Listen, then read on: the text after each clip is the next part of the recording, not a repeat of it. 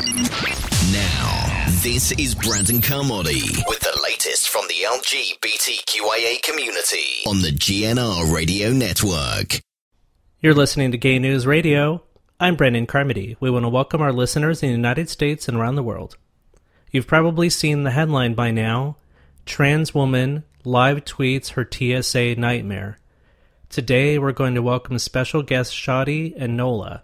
Shadi is going to tell us firsthand her experience with TSA at the Orlando airport, and we're going to have a great discussion about traveling while trans. So without further ado, please welcome our special guests Nola and Shadi.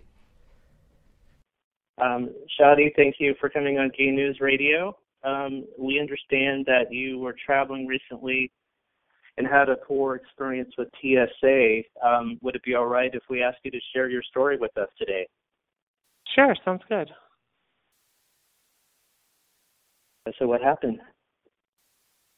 Oh, I was just traveling from Orlando to Minneapolis, and those full body scanners that are there. I stepped into the scanner, and the way those work, and I guess people don't really realize this, is that the person on the other end of the scanner who works for the TSA looks at you and then presses either a blue button for male scan or a pink button for female scan. So it doesn't really matter what your identification says or how you identify or what you have in your pants. All that matters is what that person sees. So when I go through, people usually I think they've always hit female.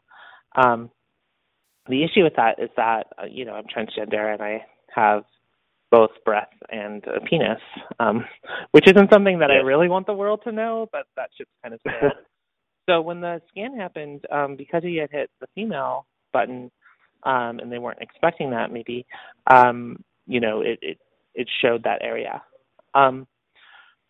which then makes me have to have a groin pat down. But that wasn't that big of a deal, actually. I wasn't, I've never wanted that to happen. But then what happened sort of became problematic because I told them what it was. I said, I'm transgender and that's my penis in the groin area. And expecting that they would rescan me. And he said, I should have scanned you as a male then. Are you a man? And I said, no, I'm transgender. So I don't identify as a man, but I do have a penis, And then he's like, well, are you a man or a woman? And I was like, well, I'm transgender. They didn't understand, did they? It seemed like, right? And I was kind of taken back. Exactly. Yeah. So I was kind of taken aback, and I just said and I know, one of the policies that was released by the TSA before for trans passengers was that you could request a supervisor if you wanted. Because they've had kind of a problem with this in the past. So I said, I don't know, is there, I don't know if you've been trained in transgender issues, but is there anybody else who I can talk to that has been trained in these issues? And he did not like that. And then he kind of got frustrated and he was like, I know what I'm doing. And then I was like, I don't think you do. So, he had said at some point that I should step back in and be scanned as a man, but then another officer said that I couldn't be rescanned since my genitals had been flagged. I had to be pat down, and then they kept asking me if I was a man or a woman or a man as a woman, and then so then I was and then it just kind of escalated from there. So did they consider you a security risk, or are they following kind of their TSA protocol? I mean, how close to the line of their must-do protocols, which we all understand is for terrorism, how much between their established protocols and your civil rights were they dancing the line? Were they right on the line? Were they over the line? How close did they come? I think there are a lot of policies in place that have been problematic. They've had problems with cancer patients and prosthetic breasts. They've had problems with people with wigs or prosthesis, and there's just there are a lot of bodies that are maybe don't fit the sort of magazine norm of male and female body, or if somebody doesn't present with sex stereotypes like they expect, those bodies sort of don't fit maybe what the computer expects or what the person reading the computer expects. So then you're flagged. So the issue is, do transgender people, because we have bodies that aren't maybe expected by the TSE, even though we're flying all the time, is that a guaranteed reason to go into additional screening? And so I think the issue is, like, when you have a whole culture of people that are being flagged and held up because of their bodies, then that becomes discriminatory, if it's happening so frequently. And when my story got picked up, and I did not expect this to happen with all these international news coverage, but when my story got picked up, I mean, I was scared. After being pulled aside, they did a pat down, and I initially had said that I didn't want to have, because the second decision I have to make is, who's going to touch my groin? Is it going to be a male TSA officer or a female TSA officer? And I don't really know what the process is. So I didn't want to make, some woman just doing her job have to touch a penis. And I don't want to, and I don't want a male officer on my breasts or whatever else if it escalates. So it was just kind of this, like, real challenging thing. And I said, so I asked to be rescanned. I was like, can I just be rescanned? Push whatever button you need to. They said, no, we're kind of past that point. And then, so, ultimately somebody did. And they don't even end up really touching your groin. They just kind of rub the inside of your thighs and stuff, but like with the back of their hand. But they did that. And then they did a swab on my hands, and then that tested positive for explosives. So then I had to go into additional private screening in a separate room, and my bags had to be checked. And in that screening, they did a full body pat down. So I got a second pat down. And then her gloves tested positive for explosives again. So at that point, I was crying, as that was happening, and I was left in the room alone with TSA officers and police and a bomb specialist all outside. And I didn't know if they were just trying to teach me a lesson at that point. I'd missed my flight. I knew I was going to miss my flight at that point. I was crying. I was in that room alone. I didn't know what was going to happen.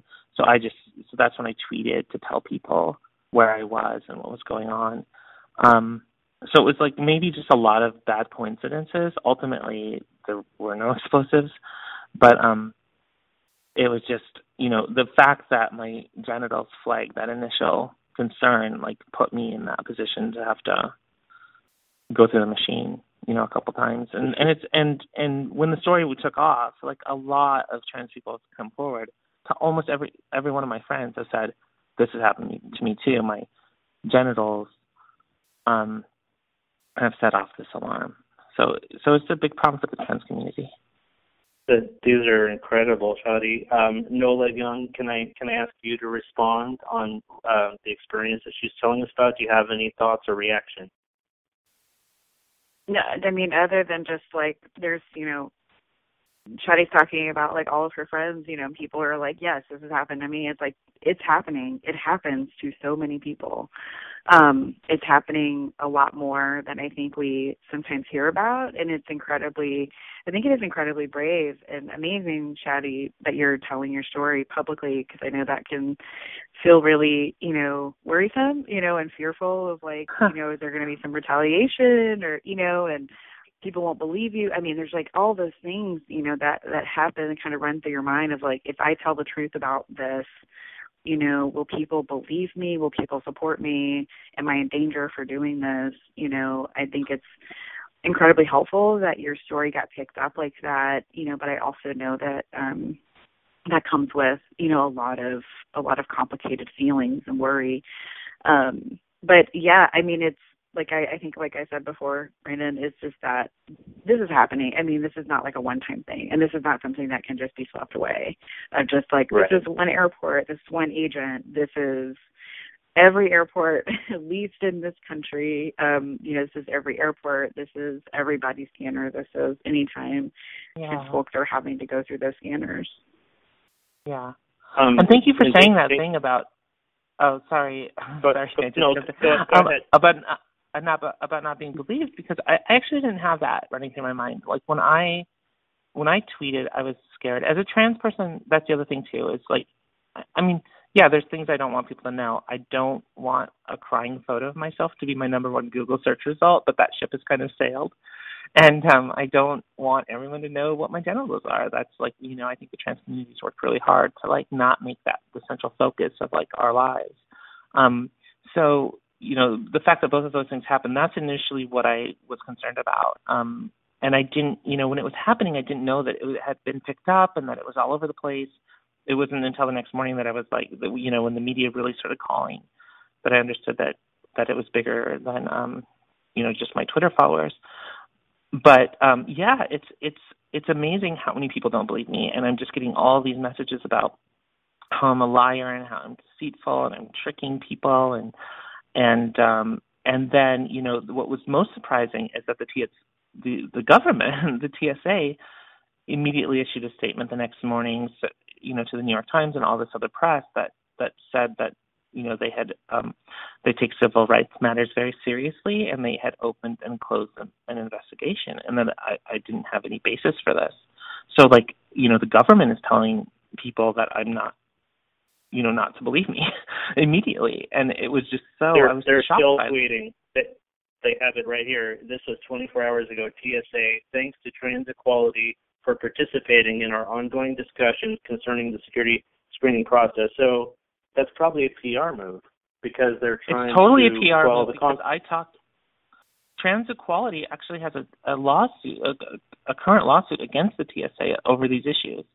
So I don't think they consider themselves a partner at all. They're somebody that has a lawsuit against them, and they're definitely involved in advisement. But I talked to Trans Equality today, and they said that most of their involvement with the TSA is them making recommendations and the TSA ignoring them. And then I also talked to the TSA for a very long time. There is a civil rights division. It's called something different. I have to be so careful because everything I say is under such scrutiny right now. It's actually called the multicultural branch of the TSA. They called me to open an investigation. And I talked to her for a long time, and I said, "Wait, you're just opening it? How long do investigations take?" She's like, "A month. It takes them 7 to 10 days to even get the footage that would be in place, the video and audio footage of the event. It takes them 7 to 10 days to even get that from the airport, and the TSA doesn't own that. That's all owned by the airport. So it just takes a while for them to get stuff and for everybody, all the contracts to be signed and all that sort of stuff to be done. And there's a lot of protocol in place. So she's telling me it's going to take a month for a civil rights investigation, and she wants to take my statement so that she can start it because it has to, I have to start it. So the fact that they just said that they did a 24-hour civil rights investigation it's just a lie. That then the TSA the next day is telling me, she apologized to me for sure. She said, sorry about that. I don't, the PR department has its own motivations. And, I asked her if they could retract that statement because it makes me look like a liar. And she said, she'd do her best. So it's a very, very large organization. I think she's told me that they have something like 45,000 employees. But they really don't, they've known about these trans issues. I think some of the first things I've seen have been since 2003 by Andrea James, but they've known about these trans issues for a long time. And I think it's just, I think they just, nobody has said this, but I think it's just one of those things that's kind of an acceptable risk to them. It's just, this is going to happen to us in our community, but, they're not doing a lot about it. I know there's a lot of visibility on your story, to be honest. I mean, it was Huffington Post and Cordy and Gay Star. It blew my mind how fast it blew up. The Guardian, the New York Times, yeah. Right. I want to ask you both the same question. When a major story, trans-related story, breaks like that, do you, in both of your personal experience, do you find that members of the trans community sort of rally together and continue to discuss whenever there is a story like this? I know that, Nola, you had heard of Shadi's story, right? Oh, yeah. No, it's everywhere, and all of my social media and email and personal conversations everywhere. Yeah, I'd heard her story. Oh wow. See, I have no idea. I haven't even been on Facebook. I haven't really been on personal stuff except for my Twitter account, just to do sort of the ongoing stuff and answering questions. But yeah, I don't really have a sense of it. I'm going to a trans there's a quality event in Minneapolis that takes place once a year that happens to be today. So I'm going to go down there, and that'll be my first experience talking. I talked to a couple other trans people that are friends of mine, but that's amazing that that's happening. I did get a lot of support. I don't, but it's surprising. I mean, I'm getting support. Like, there are people that are like, I'm a conservative. There are a lot of people that think what the TSA is doing in general is problematic. So there's a lot of support and kind of coalitions happening between like a lot of intersections of people. The traveling while trans hashtag happened. But there's also like traveling while Black, traveling while Arab. A lot of people, right. A lot of marginalized people have these issues. So, we're all kind of supporting each other on these issues. But let me ask you this: what's your regular experience? I mean, still, obviously, all the issues you've identified with the body scanners and TSA, I'm sure that it's uncomfortable wherever you go. But what's your normal experience when you travel? Is it even on par with this, or is it kind of uncomfortable every time you travel through TSA? Well, it's so interesting because I called my friend and I said, my trans friend, and I said, I never have problems. And I actually thought the TSA was amazing. I think I've read all these articles about how good the TSA with trans issues are. And she's like, what articles? And I was like, I guess I made up articles in my head. I travel a lot, and I haven't had issues. When I first started transitioning and I started to look different than what my ID was, I carried they had regulations. They've since taken down a lot of their regulations from their website, but they had regulations. I carried a doctor's letter with me. So, when I went into the security line, I gave them my ID and my boarding pass like everyone else does, but I also gave them a doctor's letter. So, they have some procedures in place, and I never really had any issues. I've always been nervous about picking up groin or breasts. I've actually had my breast patted down twice, but it's kind of on the side, so it's kind of like, maybe something in my bra or something. But I've always worried about it, but I've traveled so many times I completely stopped worrying about it. And I think it's when I thought it would never happen that it happened, and I was really surprised. Nola, you were telling me earlier about some of your experience. Do you mind recapping some of your travel experience with us? Oh yeah, sure. What I was saying is that I get nervous every time I travel, and I as Shadi, as you're telling your story, I'm thinking about my perception of TSA isn't just I feel intimidated by people who I feel worried about and intimidated by people in uniforms often. That's just a thing of my life, and so I know that that's part of it, but also reading that, I was talking about the blog that came out, that was a former TSA agent who was writing very honestly about all of the different things that were happening, and going on, sort of behind the scenes, and, the different things that they were doing, and how the body scanners changed and why, when they were using the body scanners. Anyway, so I think kind of creating this narrative in my head, but also that because I am an advocate, I am a trans advocate who is trans, is that I talk to and listen to so many people's stories about different travel experiences, and that's why when Shadi's story surfaced, I was like, that's horrible, and I'm not surprised that happened. Yeah, and I think, I'm trying to kind of figure out a way where is my perception of that coming from? But I feel nervous every time I travel and have to get in that line. I feel worried, and I always end up with a pat down. And Shadi's talking about, they're always really good about back of the hand. It's a very light pat down, and they say, I'm going to pat you down in this part of your body. And so I appreciate that. But it's also just one of those things of I feel really embarrassed and nervous that it's all happening right in front of a whole bunch of people, and and I'm aware that that's happened, that you used to be able to, and I think some people still do, because when you purchase your ticket, you have to, or you're supposed to, when you put your information in, you're supposed to put your gender marker that is on either your passport or your driver's license, whatever you're using, you know, to board the plane. And if it doesn't match up, like that's a problem. You know, and so there's been this allowance for you can have a doctor's letter too, but if you're giving that to the person, you know, who is just saying, okay, your ticket's valid, you are who you say you are, go into the line, and then you have to put all of those things up, you know, and then you go through the body scanner without any of that information with you, you know, which is what happens. You know, they're like, no, put all that in your bag, or like put it in the tub or whatever. You can't have it with you.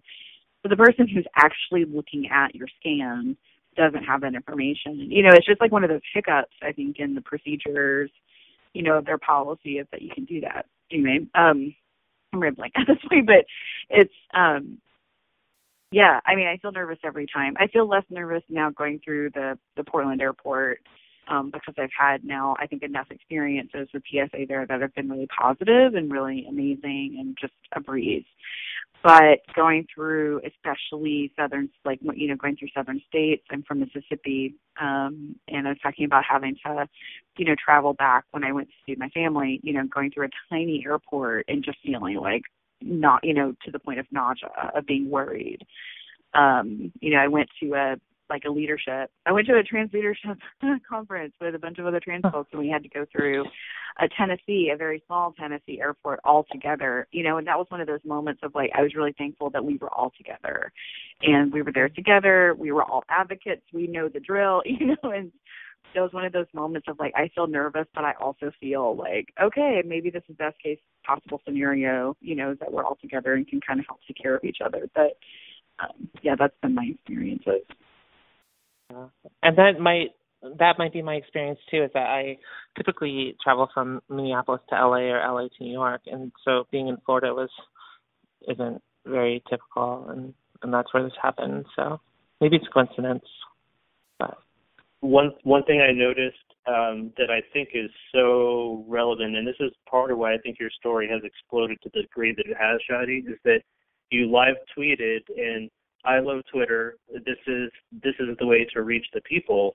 So what you did was you live tweeted it, and I think that's why the TSA is probably having closed door discussions, not just embarrassment. Like you said, there's a lawsuit involved, but you have photo after photo showing what happened to you. I'm looking right now. Your tweet reads, "The TSA at the Orlando airport told me I couldn't take photos, but this is denigrating. I have missed my flight." And you literally have a photo from inside the room that you're in, and you can see a guard holding the door. So you have photo after photo. You even have a TSA agent who asked you to leave the airport. Is that right? No. Which photo is that? No TSA agent asked me to leave the airport. But you know what? Okay. Well, there's a whole other situation, which is with American Airlines. So when I missed my flight, there was kind of an issue where TSA told me not to come back out. They said, you'll be flagged again with the explosive things, whatever that is. Stay inside the airport, find the gate, rebook your flight from there.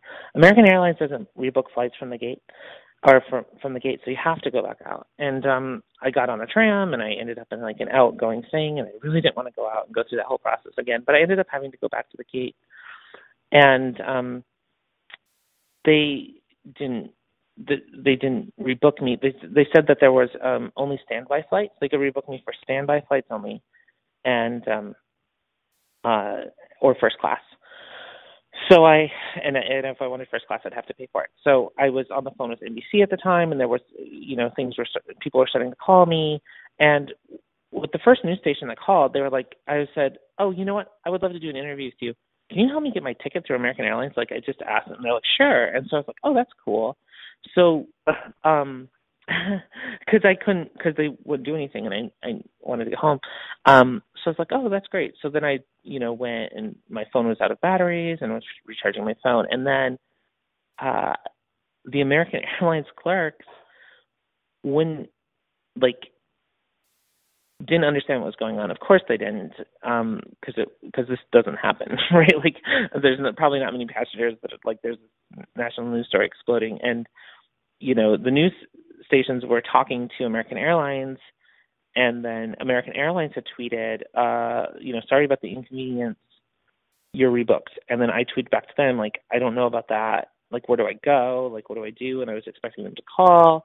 So there was all this sort of stuff where, like, the online American Airlines people and what the news was telling me, like the NBC News told me that they had talked to them and they were going to help me.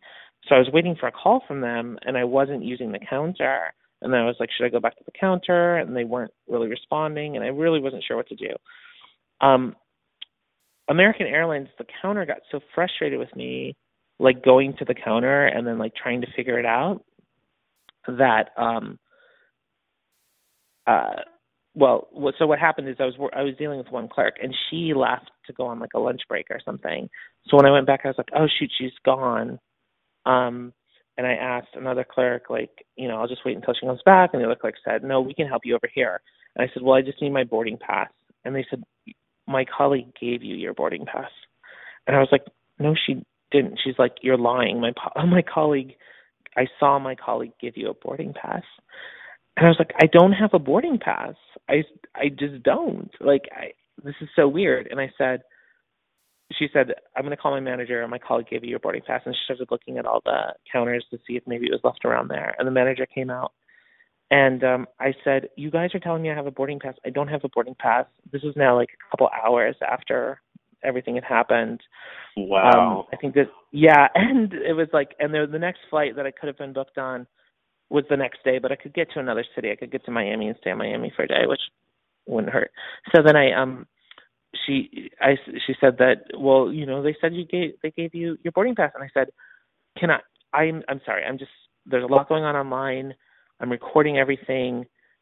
Can I just take a video of you saying that you gave me my boarding pass? Because I'm having the almost unlucky day. And as I lifted my phone, she said, absolutely not. And she called the police. And then the police came. And so there's a video of me like lifting. You can kind of see me lifting my phone up to take the video. And then when she grabbed the phone, I put the video back down. So that video is on Twitter. And the Orlando police came, and the manager saying, get this person out of the building. She needs to be escorted off the grounds right now. And I just held up my hands and I said, officers, I've had a really strange day. Please just hear my story. And they did. And they said, to the TSA agents, do you have a boarding pass for her? And they said, yes. And they said, why can't you print that? And they said, we can. And they said, print her boarding pass.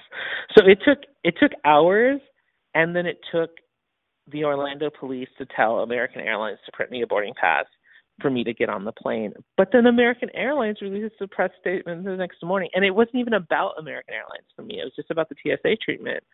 But then the American Airlines called the cops on me, and then they released a statement the next day that said, Ms. Petosky was immediately booked on American Airlines to Minneapolis-St. Paul Minneapolis-St. Paul without cost. It was unreal. So that's, it's a completely separate issue and I'm not even looking for resolution. It's just bizarre that like I happen to have all this national press, and then I happen to have the U.S. government and then this major corporation, American Airlines, lying about me, and it kind of feels bad. It's like that is a strange day. You're right. That is I'm not even. Yeah, experience. it's like. So that was weird. And then, but I try to make light of it. Like when I was in Miami the next day, and I totally had fun in Miami for a day. And I run a production company, so I'm flexible with my schedule, and luckily that's the thing. A lot of trans people might not be able to take a day off of work or be able to afford rebooking fees and things like that. But I was in Miami, and I posted like a photo of me in Miami asking if I was immediately booked to Minneapolis, why I was in Miami, and it's just weird. It's like to me, it's like that's kind of that part of it is really funny and weird, but definitely weird. Well, I just want to thank you so much, Shadi, for telling us your story. And I hope you both agree with this. When something like this happens and it gets the front page of all the digital news world and the Twitterverse and everything that we work in right now, doesn't it reignite the conversation? Doesn't it start the trans conversation and bring more visibility? As terrible as what happened to you, it has sparked up the conversation.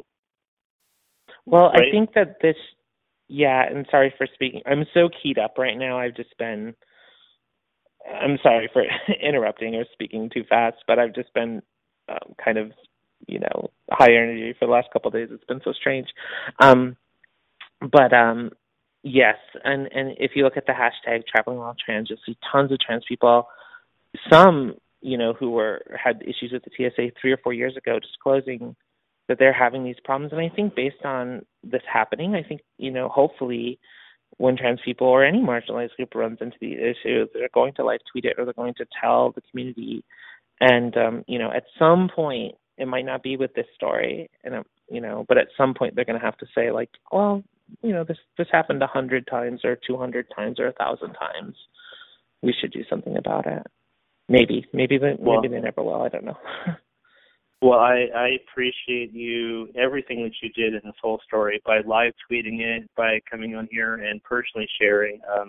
Thank you so much, and I am so sorry that this happened. How are you doing? Oh, well, like I said, it's been so stressful and high energy. I think I'm really intellectualizing it and just moving from thing to thing to thing. I don't think I haven't slept very much. I had an overnight flight. I ended up not flying American Airlines to get back to Minneapolis after they released that press. So I had to fly to Newark, and there was an overnight flight, and I flew Delta back and ended up paying for a ticket. But so I haven't really slept, and I'm talking to you, and I'm talking to other people, and whoever wants to hear the story for now, and so I haven't really processed it. I'm sure there'll be a day in 3 weeks from now where I'm going to be like, wait, what? Like, everyone knows my business. This feels awful. I definitely had a moment where I was when I was in the room alone and tweeted that photo of me crying. I was terrified. I was terrified that I would, like I said, it was just a lot of unfortunate misunderstandings. I was completely terrified that I was going to be arrested. I was really trying to comply. My shoulders were just slumped. I was just like, please, just, do whatever you need to do to move me down the conveyor belt. I just wanted to get out of there. And in that moment, I was terrified. If a trans person is arrested, like even though because of my genitalia, I'd be likely put into a men's cell, and then that's a whole nother sentence of harassment and sexual assault and all kinds of things like that. So, as a trans person, you definitely try to keep your head down and stay out of trouble. And I was very scared. I'm going to ask you both.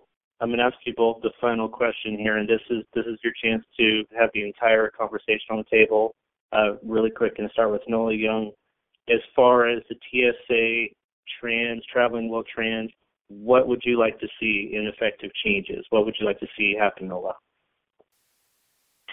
I want to see every TSA agent and ongoing, and have institutionalized training that is ongoing. That's not one time. That is repeated, and it becomes part of the culture of TSA. I mean, we can talk about all of the feelings of surveillance while traveling and all of that. Is that Shadi pointed out, there's a lot of people with a lot of different identities who go through, being pointed out, being singled out, running into a lot of problems because of the body scanners, but also because of just how people are, how the agents are treating you and talking with you, is making that request of, I want to talk to a supervisor, I want to talk to somebody else, is just having one of those, people, like a people-centered, a person-centered, conversation of respect. That's what I would like to see. But I would also like to see acknowledgement. I mean, it's just acknowledgement of yes, we're really struggling with this, and we are not treating trans people well when they're traveling. And I want to see that acknowledgement, come from TSA, and a deliverable of here's what we're going to do about it. These are all of these feasible, doable, tangible things that we are going to do about this. That's what I would like to see. And I'd like to see people who are not TSA agents and other people, but people who are just traveling to pay attention to when these things are happening, and to show up for us when we're having hard times. When this is happening with Shadi, it's if there was a person who could be hey, can I be helpful to you so Shadi could have another person. You know, I mean, just some of those acts of kindness and humanity. That's what I would like to see sort of as like an extra effect of that. That's not necessarily just about TSA doing things, but about us as fellow travelers, you know, of just like paying attention to each other. That's beautiful. I think everybody is afraid, you know, and keeping their heads down and just trying to get through that line, right? So I don't know if we're being the best citizens to each other and fellow travelers to each other in those lines. We're kind of looking out for ourselves. I mean, you know, you're not supposed to touch another person's bag or do any of that sort of stuff. So it's not the most helpful environment in general. But I was actually fortunate in that there was a man who interrupted his travel, and he saw that I was crying. He saw that I was distressed, and he took video of the police getting there. And he that was amazing. And he caught one of the officers on tape making sort of a crazy hand gesture and you know, kind of teasing me as was after I was released and walking out. So that's great that video exists. That was super helpful. Yeah, just if people are looking out for us and each other, that's pretty great. I definitely felt like I was a problem. You know, when I got flagged, it was like, oh, I'm a problem, and I had to disclose that I was transgender. And, you know, when people see me, they don't necessarily know that I'm transgender. So I had to tell people that, and then you have to deal with, like, the bias against trans people. And are people, you know, seething at me? Are people angry? So, yeah, if anybody would have said, like, oh, hey, good luck or anything, it might have felt pretty good. But then also on the systemic side, you know, I don't think that a process of a TSA agent. I definitely like what she said about having sorry, I don't know your pronouns actually, but having the TSA agent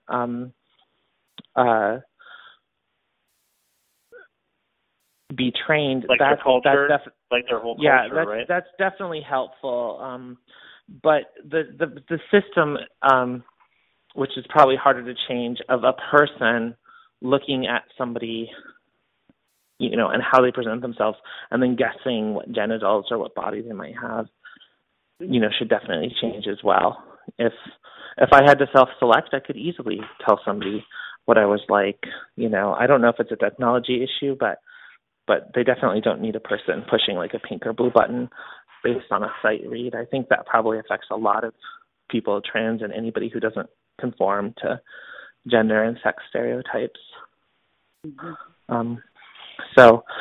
You know, I don't have a statement prepared along those lines. I'm not a person that's ever really thought about this. I'm not a person that's ever like, I'm just advocating kind of for myself and my experience. I wasn't sort of against the TSA or anything. I grew up in the military. I'm totally used to being around people with